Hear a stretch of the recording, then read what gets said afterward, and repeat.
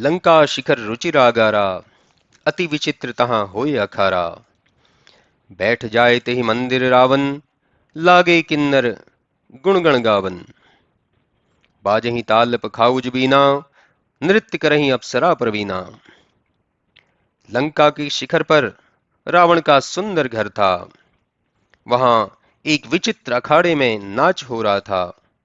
उस अखाड़े में जाकर रावण बैठा और किन्नर उसके गुणों का गान करने लगे। ताल पखाउज और वीणा आदि बाजे बजने लगे और नृत्य कला में प्रवीण अप्सराएं नाचने लगी। रावण सर्वदा 100 इंद्रों के समान भोग विलास किया करता। यद्यपि उसके सिर पर महाप्रबल शत्रु चढ़ाया था, तो भी उसके मन में कुछ भय नहीं था। यहाँ श्री राम जी सुबेल पर्वत पर उतरकर सेना सहित उस पर बैठे, जहां बड़ी भीड़ थी। पर्वत के शिखर पर जो ऊंचा और परम रमणीय था, जिसकी भूमि बराबर थी, वहां लक्ष्मण जी ने वृक्षों के कोमल पत्ते और फूल बिछा अपने हाथों से शैया तैयार कर मृगशाला बिछाई। उसी आसन पर दयालु राम जी जाकर बैठ गए। दक्षिण दिशा बिलोकी प्रभु, बोले कृपा निधान। देखु विभीषण दक्षिण आसा, घन घमंड दामनी विलासा। मधुर मधुर गर्जन घन घोरा, होई वृष्टि जनु उपल कठोरा। फिर दक्षिण दिशा को देखकर बोले, हे विभीषण, दक्षिण दिशा की ओर तो देखो कि बादल कैसे उमड़ रहे हैं और बिजली चमक रही है। बादल मधुर मधुर गर्जन करते हैं, मानो कठिन ओलों की वर्षा होगी। तब विभीषण ने कहा, हे कृपालु, यह बिजली और घनमाला नहीं है। यह लंका के ऊपर एक सुंदर भवन है, जहां रावण का अखाड़ा है। हे राम जी, रावण के सिर पर जो मेघ सदृश छत्र शोभित है, वही मानो बादलों की काली घटा है। और जो मंदोदरी के कर्णफूल चमकते हैं, वही मानो बिजली की चमक हो रही है। और जो अनुपम ताल मृदंग की ध्वनि है, हे देवताओं के राजा, वही मानो मेघ किसी गर्जन है।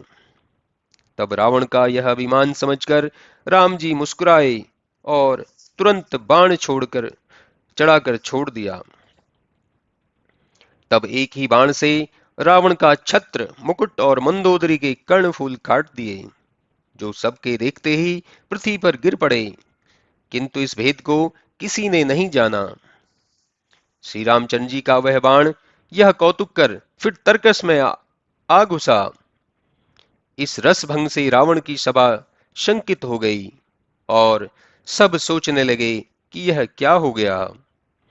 कंपन भूमि न मरुत विशेखा, अस्त्र शस्त्र को नैन न देखा।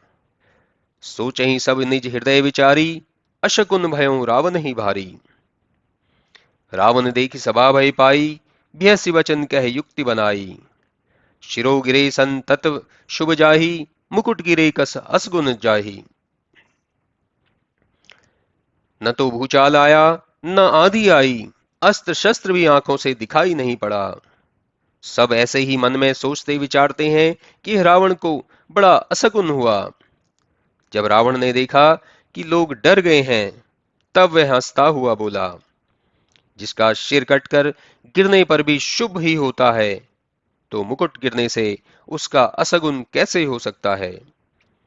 जाओ, अपने अपने घर को जाओ। फिर तो वे सब सिर नवाकर अपने घर को चले गए। किंतु जब से कर्णफूल जमीन पर गिरा, तब से मंदोदरी के हृदय में चिंता बस गई। वह नेत्रों में जल भरकर हाथ जोड़कर बोली, हे स्वामी, मेरी प्रार्थना सुनो। हे कंत, श्री राम जी से बैर छोड़ दो और उनको मनुष्य न जानो। विश्वरूप रघुवंशमणि, करहूं वचन विश्वासु। लोक कल्पना वेद कर, अंग अंग प्रति जासु। वे रघुवंशमणि विश्वरूप हैं, मेरी इस बात का विश्वास करो। लोक में तथा वेदों में कहा है कि उनके अंग प्रत्यंग में सब लोकों की कल्पना है। उनका पग पाताल, ब्रह्मलोक मस्तक और सब लोग अंगों के विश्राम हैं। उनकी भ्रुकुटी मात्र से ही भयदायक काल उत्पन्न हो जाता है। सूर्य आंखें हैं और मेघमाला ही केश है। भला जिसकी नाक अश्विनी कुमार है, दिन और रात अपार पलक लगते हैं। दसों दिशाएं ही कान हैं, वायु हुई जिनकी श्वास है, और वेद ही जिनकी वाणी है। हे प्राणपति, ऐसा विचार कर प्रभु से वैर छोड़ उनके चरणों में प्रीति कीजिए कि जिससे मेरा सुहाग बना रहे। ऐसा नारी वचन सुनि काना, अहो मोह महिमा बलिवाना। नारी स्वभाव सत्य कवि कहेहि, अगुण आठ सदा उर धरहि। साहस अनृत चपलता माया, भय अविवेक अशोच अदाया। रिपुकर रूप सकल ते गावा, अति विशाल भय मोहि सुनावा। स्त्री की बात कानों से सुनकर रावण हंसा और कहने लगा, अहो, मोह की महिमा बलवान है। कवियों का कहना सत्य है कि स्त्रियों के हृदय में 8 अवगुण सर्वदा ही बने रहते हैं।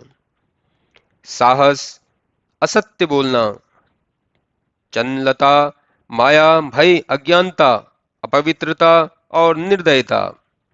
तूने शत्रु का रूप सब प्रकार से कहा और उससे मुझे बड़ा भय सुनाया, किंतु हे प्रिय, यह सब मेरे सहज ही वश में है। अब मुझे तेरा प्रभाव समझ पड़ा।